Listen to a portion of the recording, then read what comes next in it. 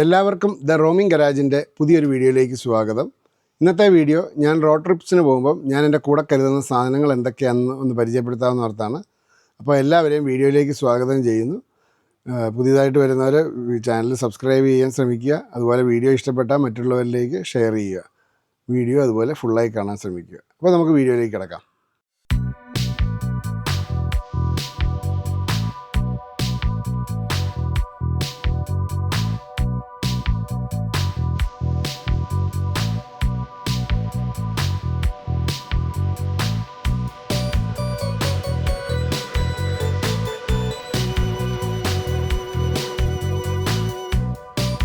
ആദ്യം തന്നെ പരിചയപ്പെടുത്തുന്ന കുടിവെള്ളം കൊണ്ടുപോകുന്ന ഒരു കണ്ടെയ്നറാണ്. കുടിവെള്ളമാണല്ലോ മെയിൻ. ഇതൊരു 12 ലിറ്റർ കൊള്ളുന്ന ഫുഡ് ഗ്രേഡിലുള്ള ഒരു ജാറാണ്. ഇന്ന് നമുക്ക് വെള്ളം എടുക്കാനായിട്ട് ഓപ്ഷനൊക്കെ ഉണ്ട്. മറ്റേ ടാപ്പ് തുറക്കുന്നപോലെ തുറക്കാം. അതുപോലെ കൈയൊക്കെ കഴുകാനാണെങ്കിൽ എവിടെയെങ്കിലും ഇങ്ങനെ വെച്ച് കഴിഞ്ഞാൽ ഈ നോസിൽ വലിച്ച് നീട്ടിക്കഴിഞ്ഞാൽ നമുക്ക് ഇങ്ങനെ കൈയൊക്കെ കഴുകാൻ പറ്റും. 12 ലിറ്റർ വെള്ളം കൊള്ളും. ഇതാണ് കൈ കരുതുന്ന മെയിൻ സാധനം. വെള്ളമില്ലെങ്കിൽ പണിയാവുകയല്ലേ. അപ്പോൾ ഉണ്ട്. അടുത്തത് ബ്യൂട്ടൈൻ ഗ്യാസ് വർക്ക് ചെയ്യുന്ന ഒരു അടുപ്പാണ്. ഇതുപോലത്തെ സിലിണ്ടർ വെച്ചിട്ടാണ് ഇത് വർക്ക് ചെയ്യുന്നത്.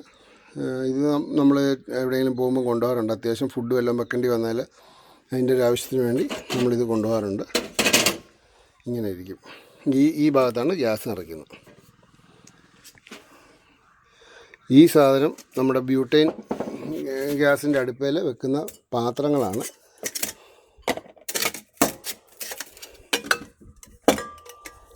ഇതൊരു ഇങ്ങനത്തെ ഒരു ടംബ്ലർ. പിന്നെ ഇതിനകത്ത് ഒരു സെക്കൻഡ് തന്നെ വീഡിയോ എടുക്കുന്നതിൻ്റെ ഒരു ചെറിയ പ്രശ്നമുണ്ട്. പിന്നെ വറക്കാനും ഒക്കെ ആയിട്ടുള്ള ഒരു പാത്രം കൂടെ ഉണ്ട്. പിന്നെ ഒരു കോമൺ അടപ്പ്.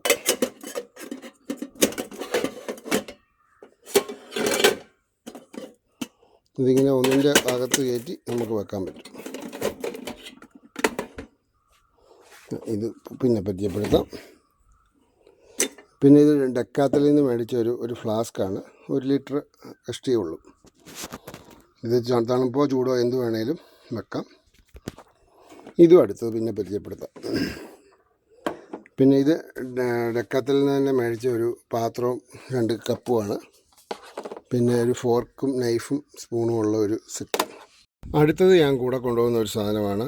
ഒരു നെബുലൈസറാണ്. ഇത് പോർട്ടബിളാണ്. ഇത് ഞാൻ ആമസോണിൽ നിന്ന് മേടിച്ചതാണ്. കാരണം വെച്ചാൽ നമുക്ക് ഈ ചുമയും ജലദോഷമൊക്കെ വന്നു കഴിഞ്ഞാൽ നെബുലൈസ് ചെയ്യാനായിട്ട് വേണ്ടി മേടിച്ചതാണ്.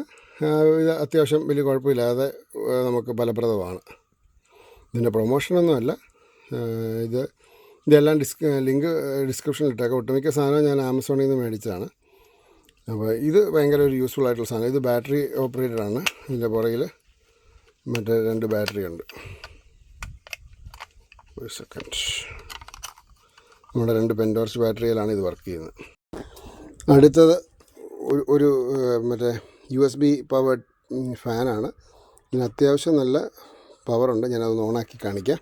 ഇത് USB പവേർഡ് ഒരു ഫാനാണ്.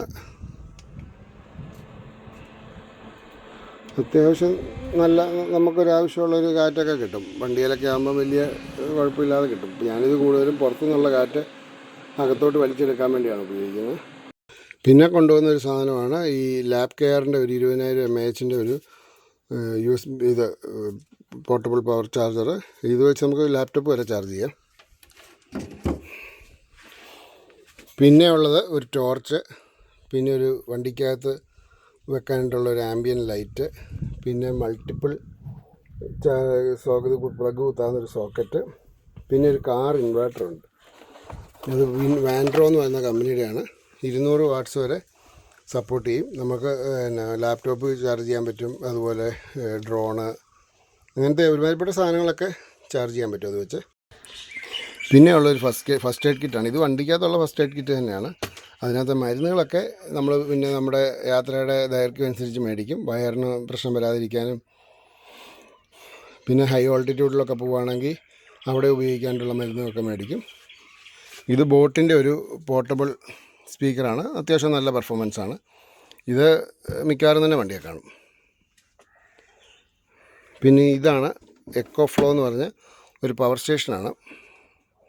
ഇത് വെച്ച് നമുക്ക് ഒരു പെഡസ്റ്റൽ ഫാനോ ഒക്കെ വർക്ക് ചെയ്യിക്കാം. പെഡസ്റ്റൽ ഫാനൊക്കെ ഒരു 2 മണിക്കൂർ കണ്ടിന്യൂസ് ആയിട്ട് വർക്ക് ചെയ്യും, ഒരു കുഴപ്പമില്ലാതെ.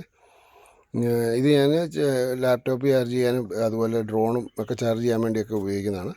ഇതും അത്യാവശ്യം തിരക്കില്ലാത്തൊരു സാധനമാണ്. ദൂരെ യാത്രയ്ക്കൊക്കെ പോകുമ്പോൾ ഇതും എടുക്കും. പിന്നെ നമ്മൾ വീഡിയോസൊക്കെ എടുക്കാൻ വേണ്ടി DJIയുടെ ഒരു ആക്ഷൻ 5 ക്യാമറ ഉണ്ട്. അതുപോലെ തന്നെ ഒരു പോക്കറ്റ് 3 DJIയുടെ തന്നെ ഉണ്ട്. അതിൻ്റെ പോക്കറ്റ് 3 ഇതാണ് പോക്കറ്റ് 3.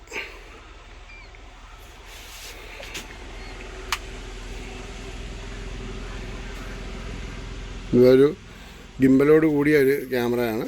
അത് അത്യാവശ്യം നല്ല പെർഫോമൻസാണ്. പിന്നെ ഒരു മൈക്ക് മിനിയും മെയിനായിട്ട് കരുതുന്ന സാധനമാണ് ഈ ഡെക്കാത്തലിൻ്റെ ഈ കസാര. ഇത് വണ്ടി സ്ഥിരമായിട്ടുണ്ട്.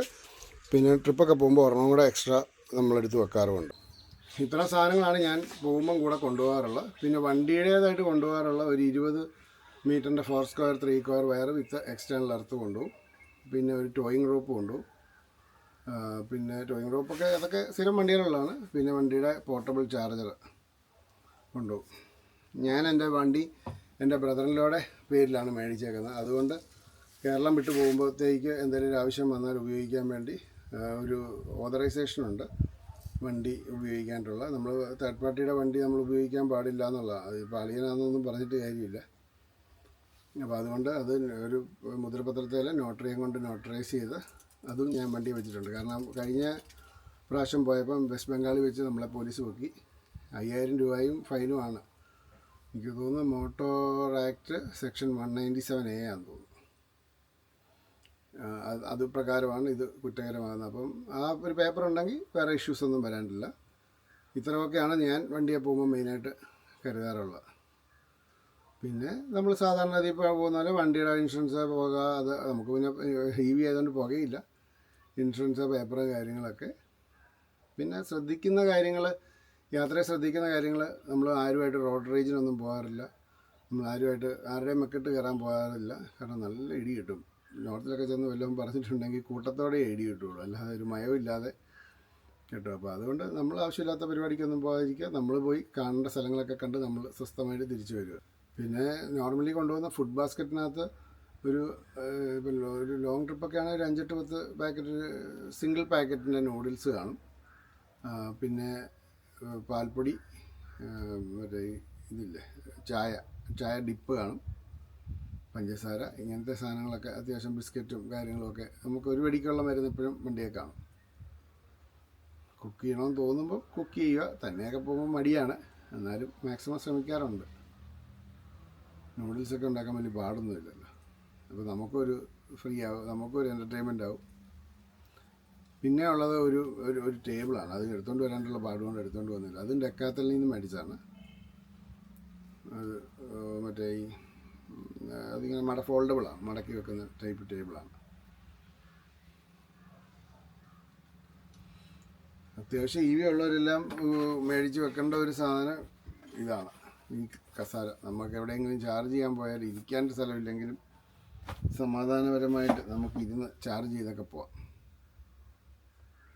ഇതിനകത്ത് ഏതൊക്കെ കാര്യങ്ങൾ നിങ്ങൾക്ക് പ്രയോജനമുള്ളതെന്ന് എനിക്കറിയത്തില്ല. ഇതൊക്കെയാണ് ഞാൻ കൊണ്ടുവന്ന കാര്യങ്ങൾ. അപ്പോൾ ഈ ഒരു ചെറിയ വീഡിയോ എല്ലാവർക്കും ഇഷ്ടപ്പെട്ടെന്ന് പ്രതീക്ഷിക്കുന്നു. അടുത്തൊരു വീഡിയോ ആയിട്ട് വരുന്നതും വരെ ബൈ. അപ്പം മറക്കണ്ട, ചാനൽ സബ്സ്ക്രൈബ് ചെയ്യാത്തവർ ചാനലൊന്ന് സബ്സ്ക്രൈബ് ചെയ്ത് സപ്പോർട്ട് ചെയ്യുക. വീഡിയോകളെല്ലാം ഫുള്ളായി കാണാൻ ശ്രമിക്കുക. Okay, by.